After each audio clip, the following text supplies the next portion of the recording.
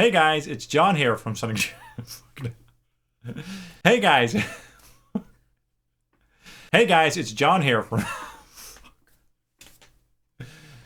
Hey guys, it's John here from Sonic Drive Studio, back with another.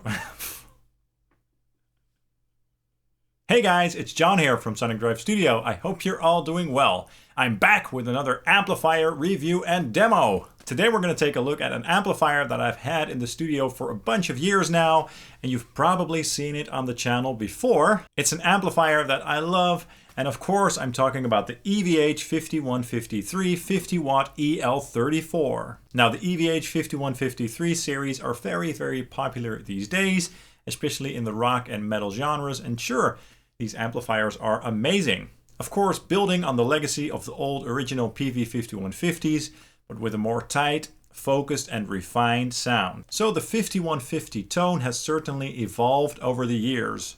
So when you compare the EVH 5150s to a PV6505 or an original 5150, you will notice that the EVHs are more tight and refined with much more gain, and the clean channels are also a bit nicer. This 50 watt monster obviously has two EL34s in the power section. We have three channels: the clean green channel, the blue sort of crunch channel, although it has plenty of gain on tap for high gain as well, and then the red high gain channel. The green and blue channels have a shared EQ over here, but they do have their own individual volume and gain controls thanks to that dual concentric system, so that's very nice. The red channel has its own dedicated EQ over here, as well as its own dedicated gain and volume controls, and we also have a global presence control and a global resonance control on the back of the amplifier. This amp comes with a nice foot switch, by the way, and we also have an effects loop and stuff like that. Now, one interesting thing about this particular amplifier is that a lot of metal players specifically tend to think that the blue channel sucks. But does it really suck? I guess we'll find out soon enough. So today we're going to try this amplifier with some clean tones, some classic crunch tones, and some more high gain tones with 6, 7, and 9 string guitars. So it's going to be a fun little tone adventure just to see how well this amplifier can handle a wide range of tones and guitars. I will be running this amplifier through my Red 7 Amplification Amp Central Reactive Load, my new and awesome reactive load that I really love, and then into some York audio impulse responses from the 5153 412 VH20 package, which makes a lot of sense because that is based on an actual EVH 4x12 cabinet. And as usual, no post-processing will be applied on the guitars aside from a simple low cut at around 80 Hz just to make some room for the kick and bass. Let's start with the green clean channel. Now this is not one of those clean channels that you can get to overdrive very easily, to be honest. I mean, you can get some grit out of it when you crank the gain, but it's not a really nice overdrive in my opinion. So plenty of headroom on tap. I guess you could say that it's a squeaky clean channel. It's kind of sterile, but if that's your thing, then this is a great clean channel. Let's try it out with my ESP LTD SC20 Stephen Carpenter 6-string model with the single coil neck pickup. I will also have my Laney Black Country Customs Secret Path reverb pedal hooked up in the loop on the plate setting, just for some nice ambience. And for the York Audio 5153 pack, I will be using Mic Mix 11. Here we go.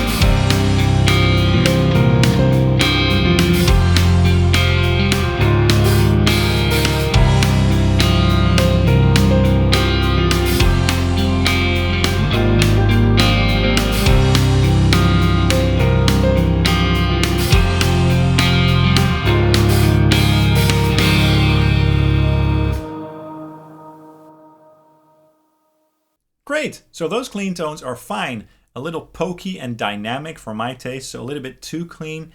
I prefer clean tones that are a little bit more compressed and perhaps a little bit more saturated usually, but it's not bad at all. It's just a matter of taste really.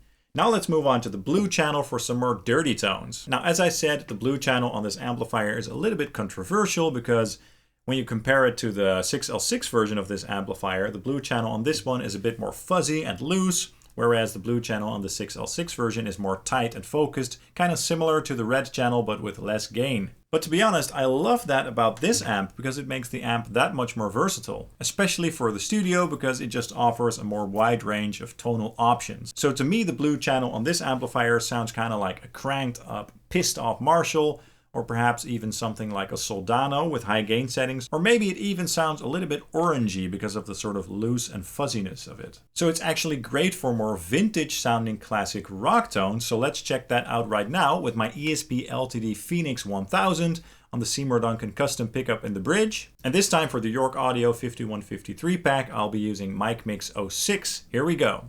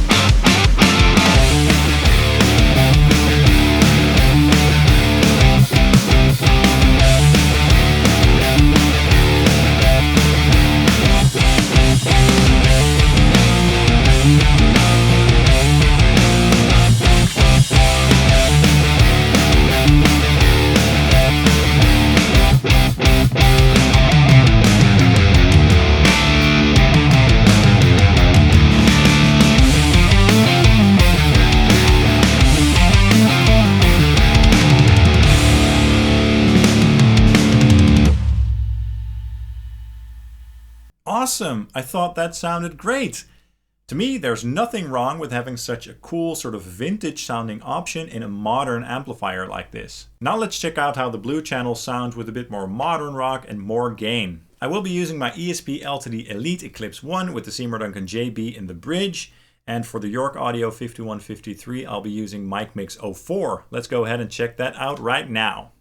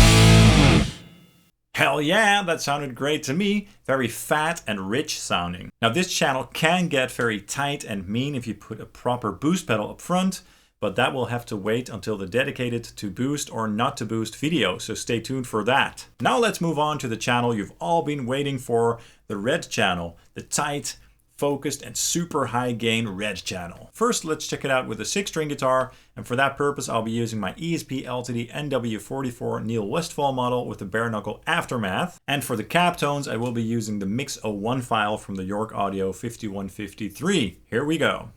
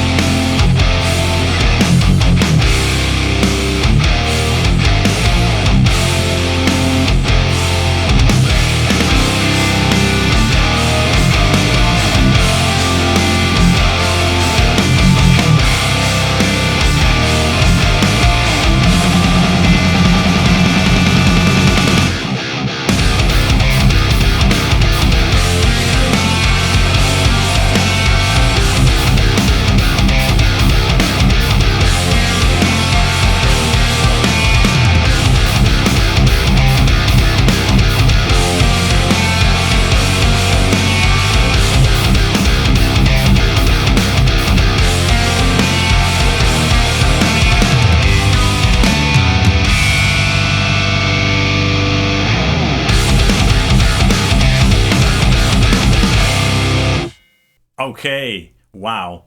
Now that's the tone that a lot of people seem to love about these EVH amplifiers. Tight, focused, super high gain, and saturated. And that aftermath pickup is also very clear and brutal sounding, so it was a great combination. Now let's go a little lower with my ESP LTD SC607B 7-string baritone, the 7 Carpenter model, the purple one with the Fishman in the bridge. This guitar is tuned to drop A flat, so that's nice and low. And for the York Audio 5153 IR pack, I will be using Mic Mix 17. Here we go.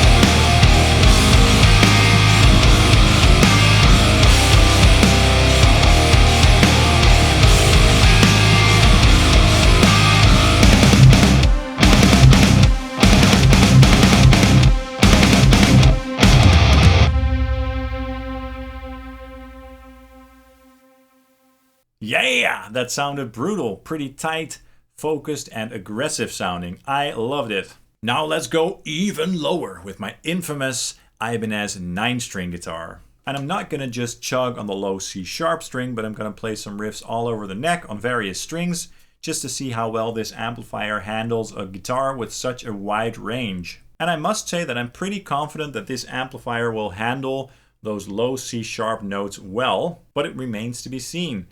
And again, I will be using the Mix 01 file from the York Audio 5153 pack. Here we go.